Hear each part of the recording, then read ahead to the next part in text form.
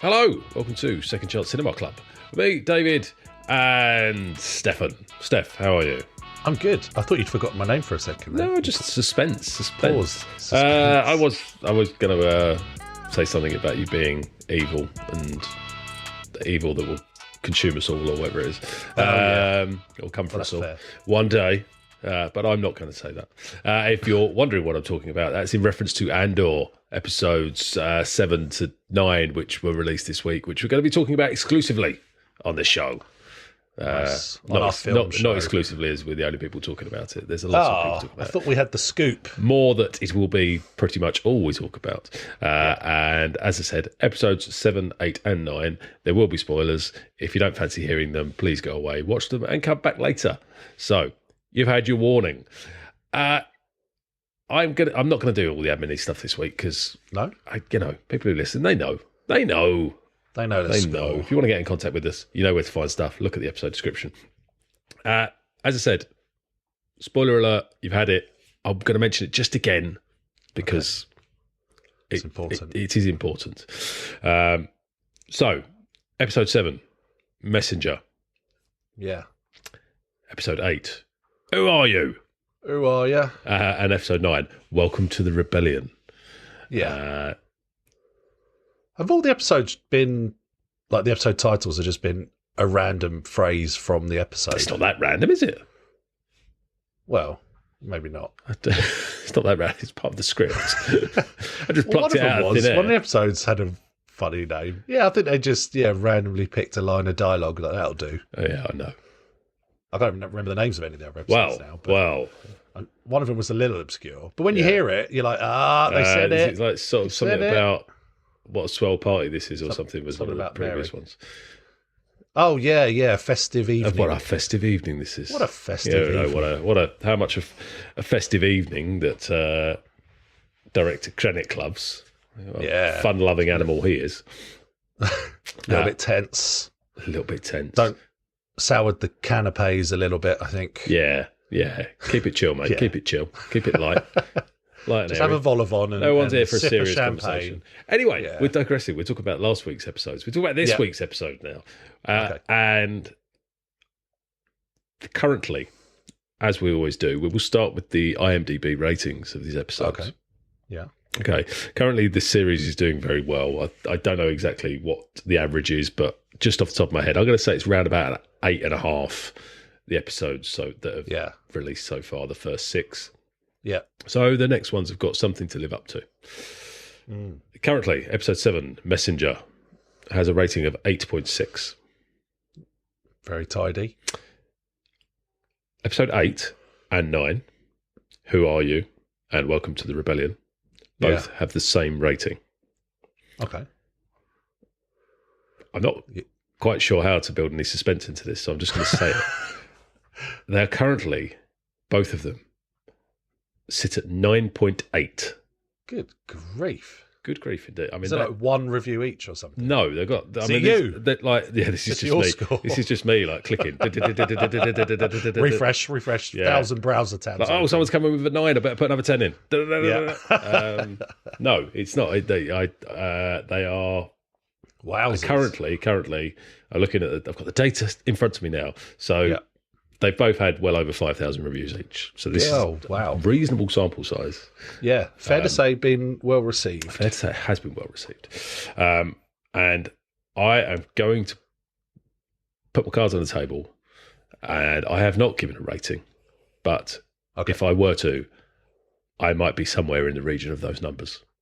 All right. So much so that I almost don't want to talk about these 3 episodes for fear of cheapening them with my words. Like, are you saying that we don't possess the necessary? Oh, not you. Wit. No, you talk away. Okay. You have the. Well, I'll be the one pointing out all the stupid stuff. Yeah, there's all the stupid stuff. Oh, there's not. I can't wait to rip into these. There's not much. Actually, you do it. You do it, and we can have a full blown domestic on air. Row. A lover's tiff. Yeah. So yeah, I do genuinely, and I will say up front, like, I don't know why. I don't know what it was that got me about these 3 episodes. but they made me genuinely emotional.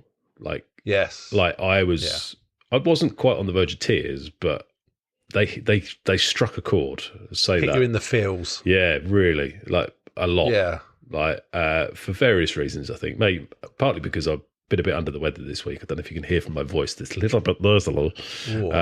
Sexy and husky. Oh yeah. But yeah, they got me. How about you? I mean, that's really going very, very far indeed. I feel like I've seen something very special indeed. Definitely was emotion in there for sure. Yeah. And it does almost seem churlish for us couple of idiots to be talking about them, but talk about them we must. Indeed.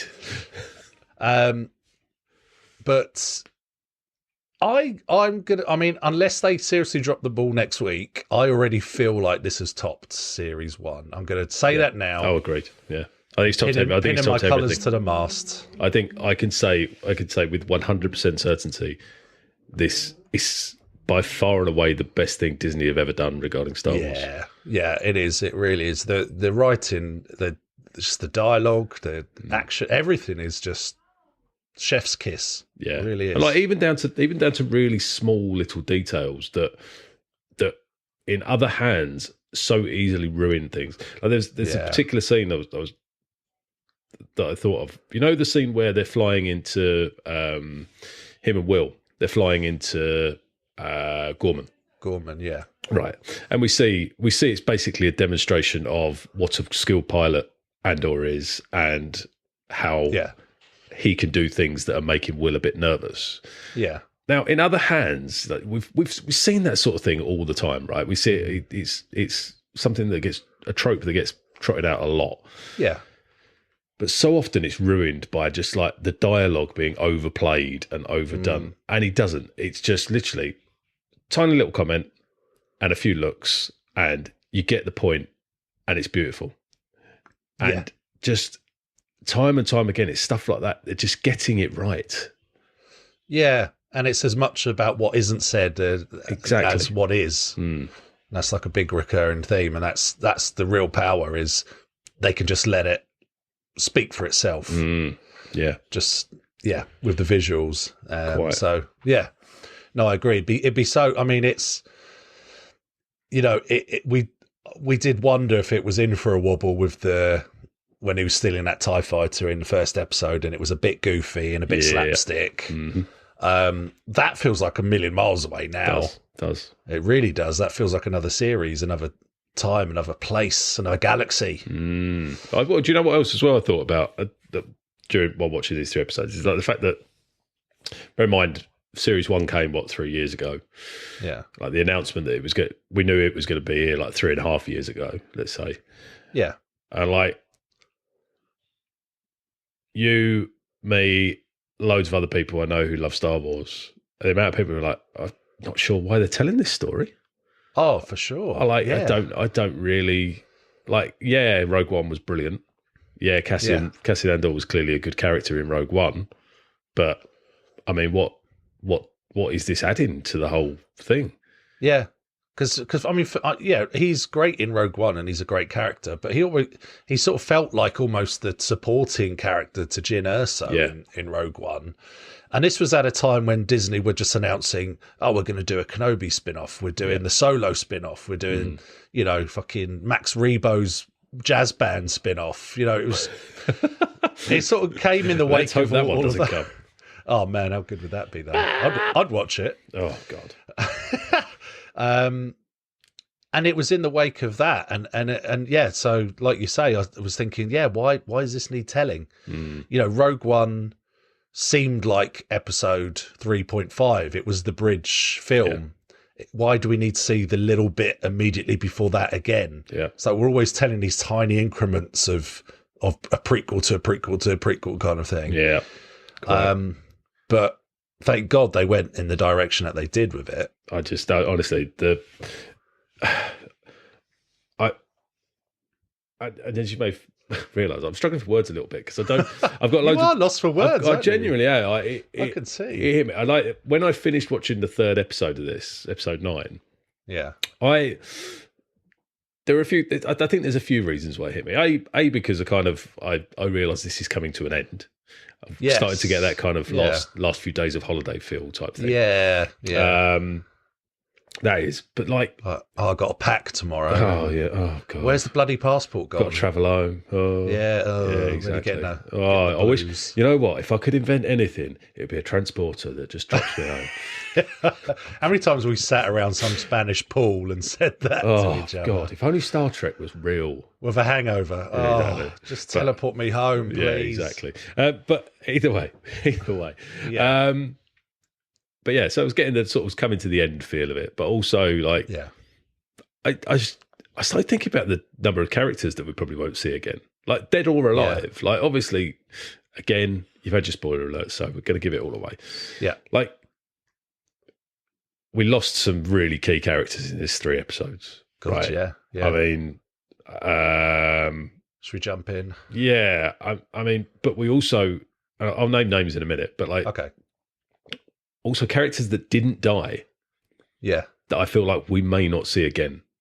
Yeah. Yeah, they've transitioned like out Luthen. somehow. Like that's hanging. Yeah. Like, are we going to see him again? Because it's been made quite clear he's not going to Yavin.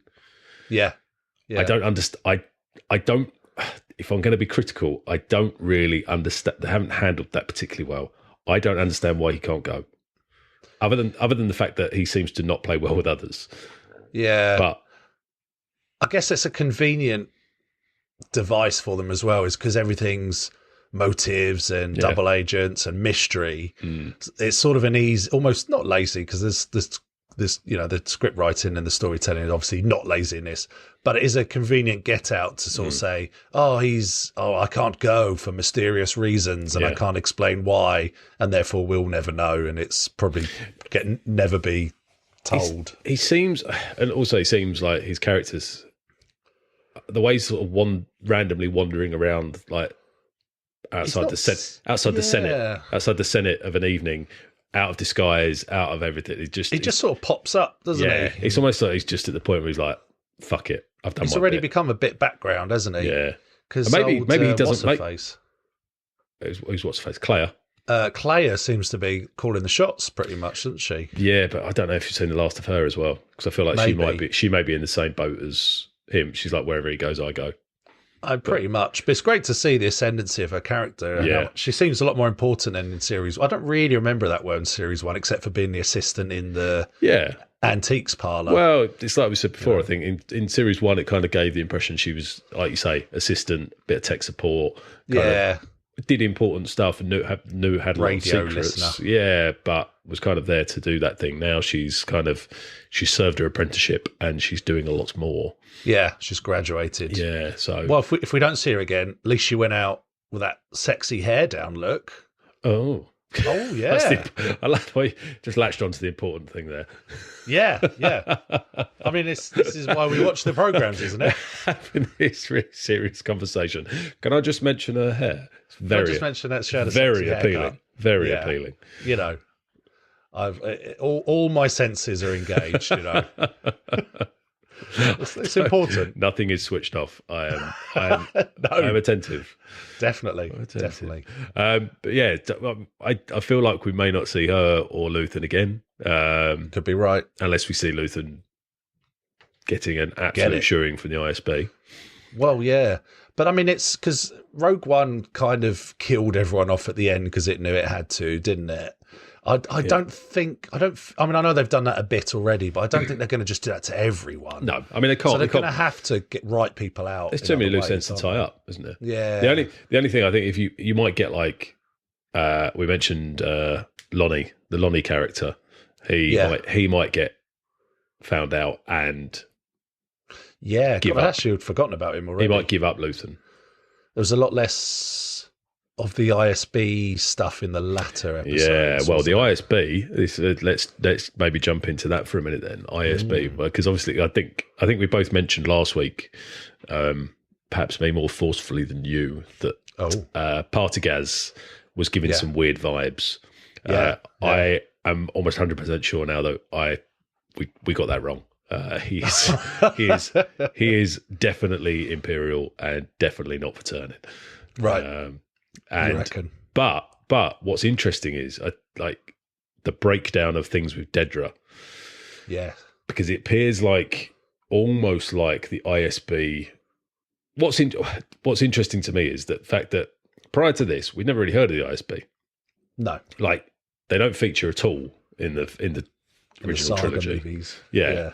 And I wonder if what we're seeing here in these episodes is the start of their power diminishing to the point where they may kind of be the military are taking over, and then it becomes like almost military intelligence. Because I think there's a particular conversation that Dedra and Partagaz are having, where Partagaz is like, the important thing is not you. The important thing is the ISB are still top dogs. Yeah, and it's clearly a doubt in his mind that is still the case, and perhaps yeah. And we see that with the guy that gets assigned to her as well, don't we? On Gorman, the absolute mentalist, Captain Kaido. I think yeah. That's sort of start of a military takeover. He's a pleasant human being, isn't he? Oh, he's a lovely gentleman. Yeah, absolutely lovely. And he's just wanton destruction of all things. Yeah, I did like the device of bringing in inexperienced guys and just chucking them out there just as like cannon fodder. Yeah. Just knowing they'll just start a row and it'll kick off and they won't know what they're doing and it'll be chaos. Well, you say they start a row. To be fair, one of them gets shot by their own man. Oh, yeah. By friendly fire, or not so friendly fire. It didn't feel friendly. No, it didn't feel very friendly at all. Which, I don't... Yeah, I thought it was interesting that the guy leading them, who was supposed to be the experienced one, who thought they were all really green, he was the one who actually lost his shit, and chose to fire at someone who you could see was holding onto the post with one hand and holding a flag in the other hand. It's like, he's not shot shit. He's not done anything. Yeah.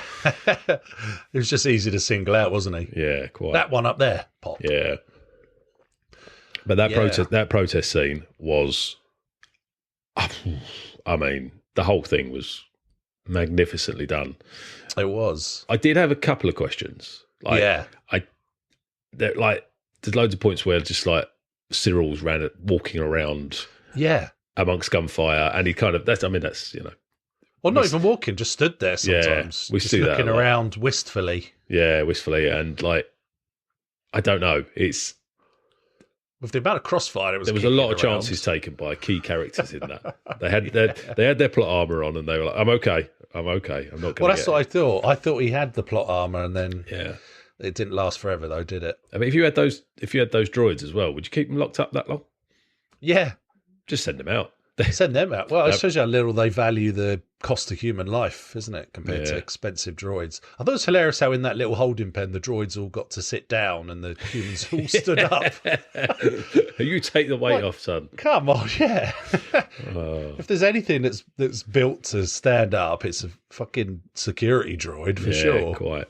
Because it's what that protest and that battle gives us, apart from a very, very long and recurring rendition of the Gorman national anthem, which they sing heartily. They do. Very and passionate. Give us sort of Les Mis vibes. Yeah. Very Les Miserables vibes. But finally the meeting, bear in mind poor Cyril. Oh, yeah. He, moments earlier, had his heart broken. And then claps eyes on the person who ruined his career in the first place because he couldn't capture him. And that whole scene where he ends up attacking Cassian, and Cassian's like, "Who the fuck are you?" Yeah. Who are you? So I'll tell you who I am. Oh, no. It's like it's so damning that they named the episode after that line. Yeah. It's just so funny. And he just hesitated after that, and that was it. The moment was gone. He got his head blown off. Quite. But again, they didn't pull any punches. They didn't sort of. No. They didn't make anything. Like he could have. Again, but what you said earlier about less is more with the dialogue. Yeah. Like he didn't say anything. It's all in the look.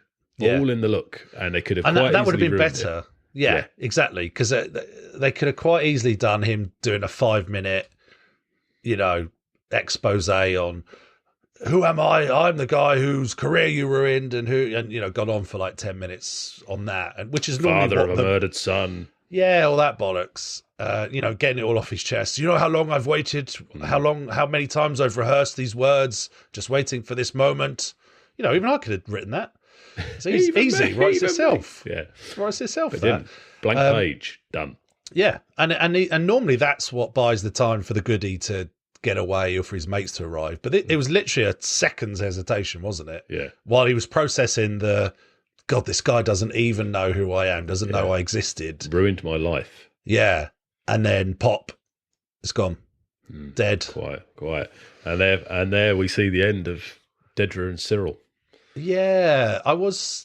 We kind of called that a bit, didn't we? We said he would probably have a bit of a crisis of conscience and do a bit. I thought maybe he'd join the rebels or no, I didn't think I didn't think he'd ever join the rebels. I think it was more that as I think we mentioned it last week, didn't we? It was kind of he was okay lying about things, but as long as it sort of aligned with his supporting his ideology, wasn't it?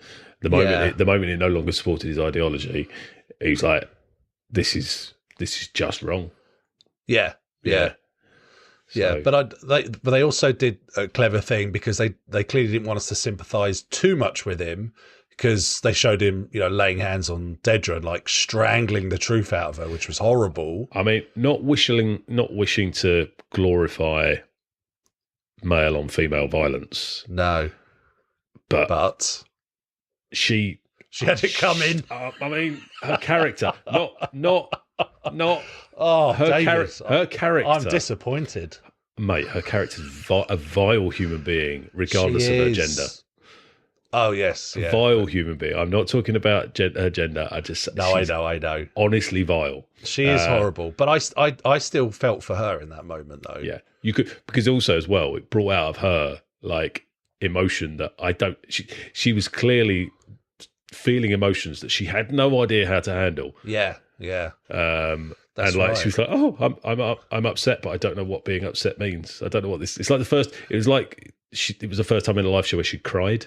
Yeah, and was like, "I don't know what's happening to me." Because there's a bit earlier where she has the video call with Partagaz, and he says something like, "Why are you emotional?" or something like that, and she has to kind of straighten herself up a bit. I'm not. But yeah, and they have a proper kiss at one point as well, don't they? Yeah, but even that was horrendously uncomfortable. Oh, it was. I mean, the whole thing is painfully awkward, but that's where the charm of it comes from, though, isn't it? Yeah. And I was genuinely sad to see that fall apart, because although they're both evil in their own ways, I kind of wanted to see them happy and to kind of get out of it and not be so bitter. She was talking about getting away. We could be together. Let's get to go home. Get out of it. Yeah.